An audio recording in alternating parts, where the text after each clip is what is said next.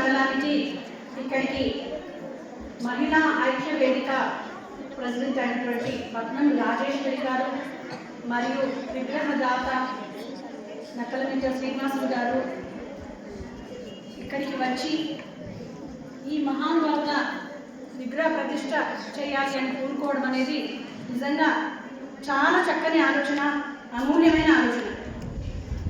ఎందుకంటే ఇందాక భక్తులందరూ చాలా విశదీకరించి క్లియర్గా ఈ మహానుభావుల గురించి మనకందరికీ తెలియజేశారు.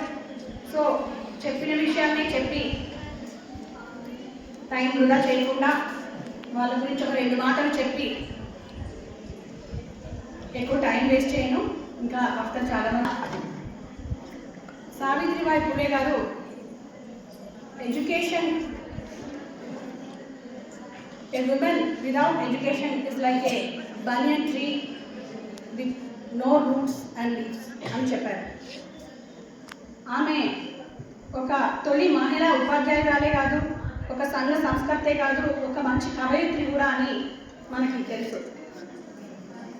అంత చక్కని అన్ని 100 years కిందటే అంత మనోధైర్యంతో, అంత పట్టుదలతో మన మహిళల కోసం ఇంత వీరోచితంగా పోరాడిన ఈ మహానుభావురాలని నిజంగా మనం జన్మలకి కూడా కృతజ్ఞతలై ఉండాలి.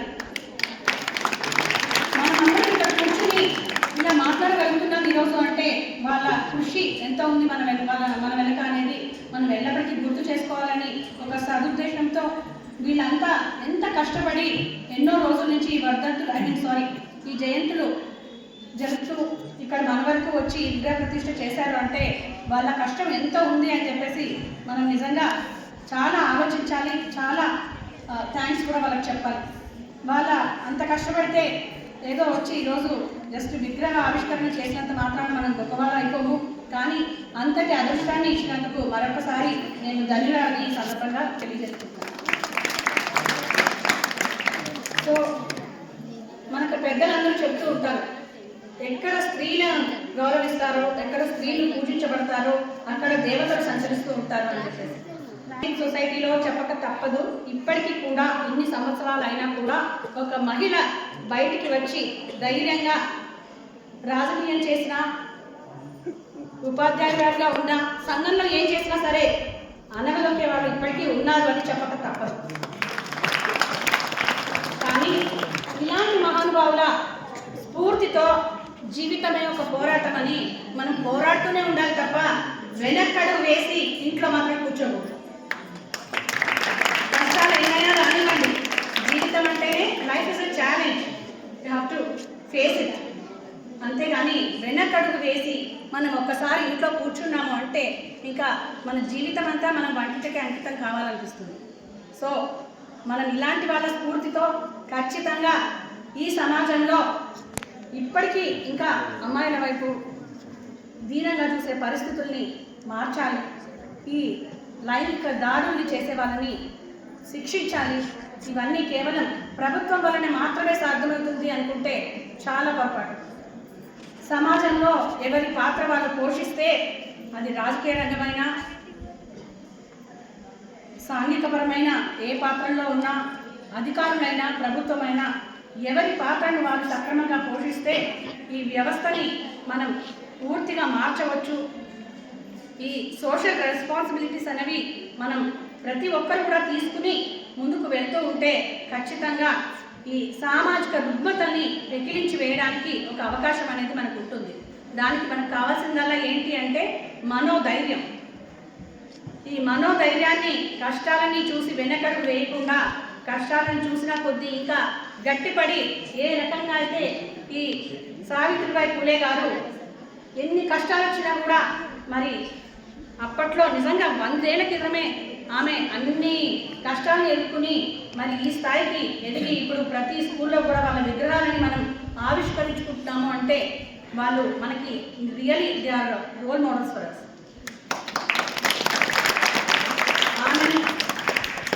ఇందాక మనం అందరం చెప్పుకున్నట్లు ఇప్పుడు సెప్టెంబర్ 5 మనం ఏ రకంగా అయితే టీచర్స్ డేగా సర్వేపల్లి రాధాకృష్ణన్ గారి బర్త్డేని జరుపుకుంటున్నామో ఖచ్చితంగా వీళ్ళ జయంతిని కూడా మహిళా ఉపాధ్యాయ దినోత్సవంగా జరుపుకోవాలి.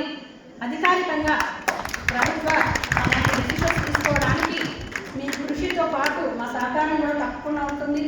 ఎక్కడికి ఎప్పుడు మీరు ఏ రకంగా పిలిచినా కూడా మేము ముందుకు వచ్చి దీన్ని సక్సెస్ చేయడానికి మా వంతు కృషి శక్తి నచ్చన లేకుండా చేస్తామని సందర్భంగా తెలియచేసుకుంటూ, ఇప్పటికే టైం అయింది కాబట్టి మీ అందరికీ ఒకటే చెప్తున్నాను, ఇలాంటి మహానుభావులు పుట్టిన మన భారతదేశంలో మనము పుట్టినందుకు, అంతేకాకుండా అబ్దుల్ కలాం లాంటి ఒక టీచర్ని మనం ప్రెసిడెంట్గా చేసుకున్నాం.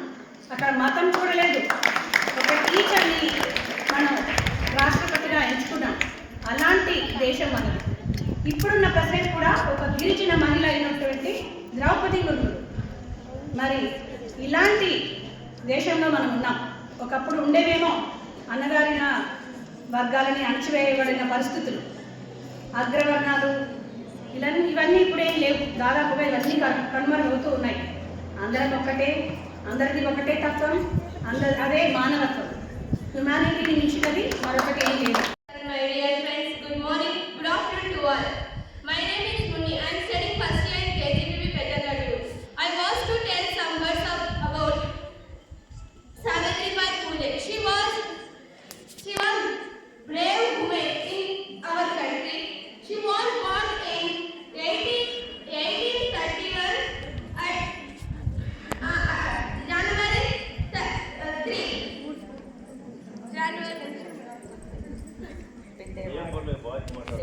Our country. She was married Jyotirao Phule 1940 at age 9. She was allowed to read and teach the students. She was a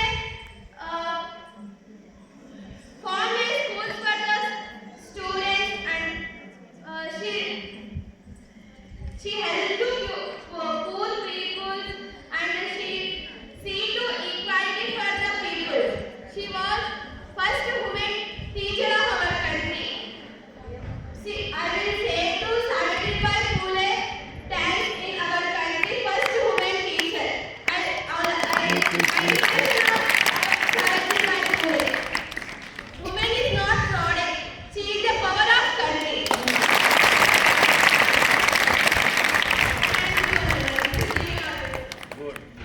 మీకు అర్థమైందా? ఏమో ఒక మాట చెప్పింది చివరిగా, women is the power of country. అంటే ఏమి? ఈమె ప్రోడక్ట్ కాదు, ఒక వస్తువు కాదు, ఈమె శక్తి అన్నమాట. మన దేశంలో ఒక శక్తి. అవునా? మీరందరూ శక్తి లేదా? శక్తి. సో యు ఆల్సో సేమా? Thank you Ananda. Thank you, madam. Thank you.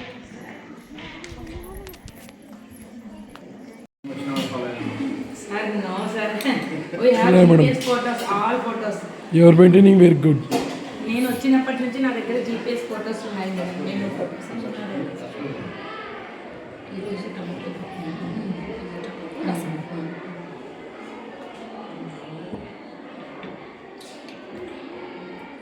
బాగున్నాయి.